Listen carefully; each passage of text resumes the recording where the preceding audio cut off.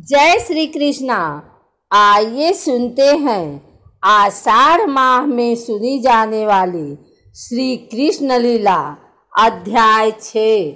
राजा परीक्षित ने सुखदेव जी से पूछा, गुरुदेव, जब इस देह को जलाते हैं तो दुर्गंध आती है, लेकिन आप कह रहे हो पूतना को जलाने पर सुगंध आ रही है।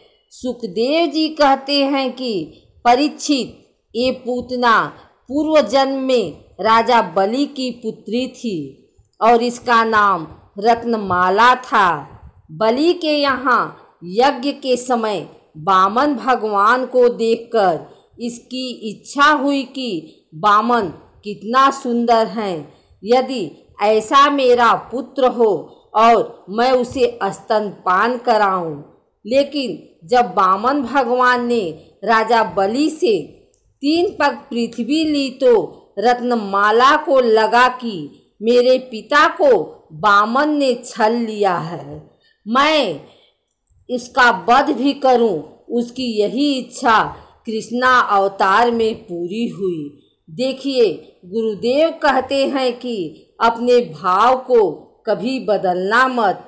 भगवान से कोई भी एक भाव जोड़ लो, भाई का, बहन का, मित्र का, बेटे का, दोस्त का, सखी का, गोपी का, जो भी आपको पसंद हो वो भाव जोड़ लो और उस भाव को बदलो मत। कृष्ण बाल लीला सुनी तो आपने पुत्र मान लिया, किशोरावस्था लीला सुनी तो आपने गोपी मान लिया, सुदामा चरित्र सुना तो मित्र मान लिया। ऐसा मत करना। कोई भी एक भाव बना लो और उसे मृत्यु पर्यंत तक निभाओ। भगवान ने पूतना का उद्धार किया और माँ की गति प्रदान की है। एक दिन भगवान 81 दिन के हुए और आज जन्म नक्षत्र भी है प्रभु का। आज भगवान ने करवट ली है तो भगवान का करवट उत्सव मनाया जा रहा है। देखिए बंधुओं, जब भगवान करवट बदलते हैं तो भी उत्सव मनाया जाता है। माँ ने विचार किया, मैं ब्राह्मणों को अन्न दान, वस्त्र दान करूंगी और भोजन भी कराऊंगी। ऐसा मन में संकल्प लेकर माँ ने लाला को दूध पिलाकर पालने में सुलाया। एक टूटी बैलगाड़ी पड़ी थी, उसके ऊपर भगवान के पालने को डाल दिया। ऊपर दूध, दही, माखन की मटकियां रखी थी और नीचे भगवान का पालना है। हरी नींद में कृष्ण सोए हुए हैं। माँ ब्राह्मणों की सेवा में लग गई हैं। इधर कंस के द्वारा भेजा हुआ सक्तासुर असुर आया है और बैलगाड़ी पर बैठ गया। जोर जोर से बैलगाड़ी हिलाने लगा। भगवान सो रहे थे तो नींद खुली तो देखा सक्तासुर बैठा है।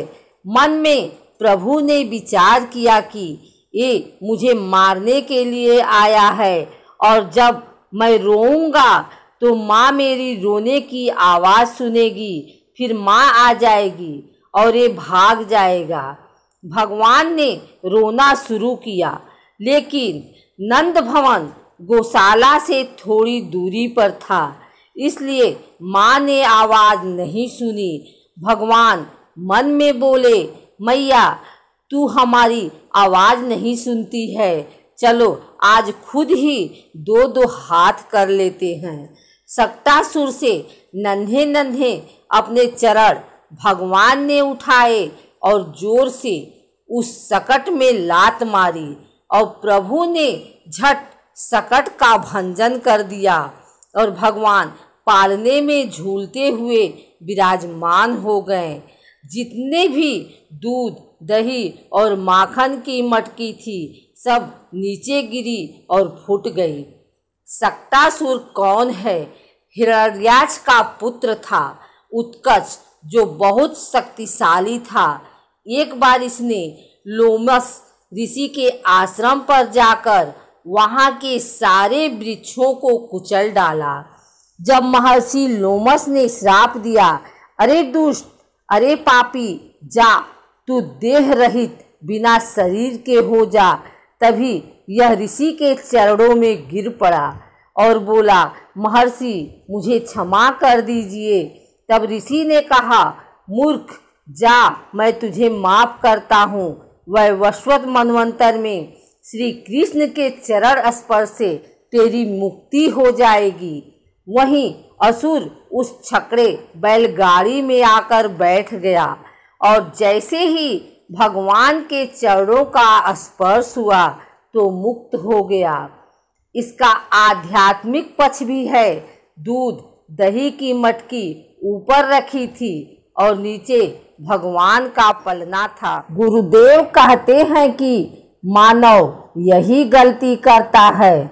हम सांसारिक वस्तुओं को बहुत अधिक महत्व देते हैं और भगवान को बहुत कम।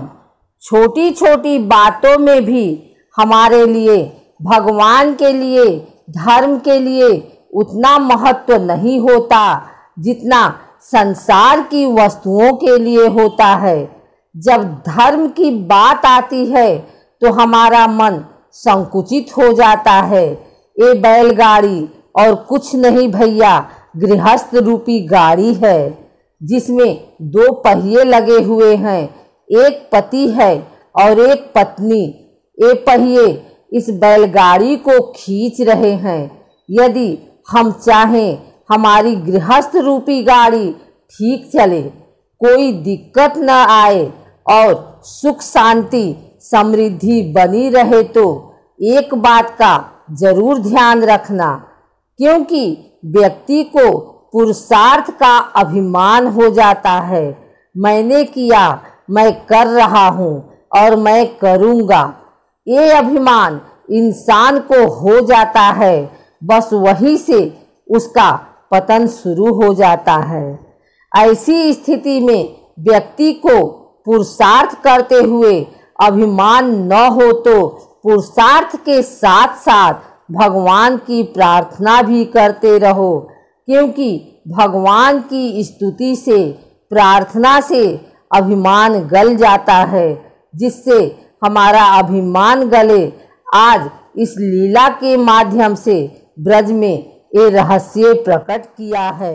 एक दिन यशोदा आपने कान्हा को नंद भवन में दूध पिला रही थी। माँ अपने लाला का मुख देख रही हैं और बहुत प्यार कर रही हैं। भगवान ने देखा कि आकाश में त्रिड़ावर्त नाम असुर चक्कर लगा रहा था। ये आंधी के रूप में आया था। भगवान ने जब देखा तो भगवान समझ गए, ये मुझे माँ की गोदी से आकाश में ले जाएगा।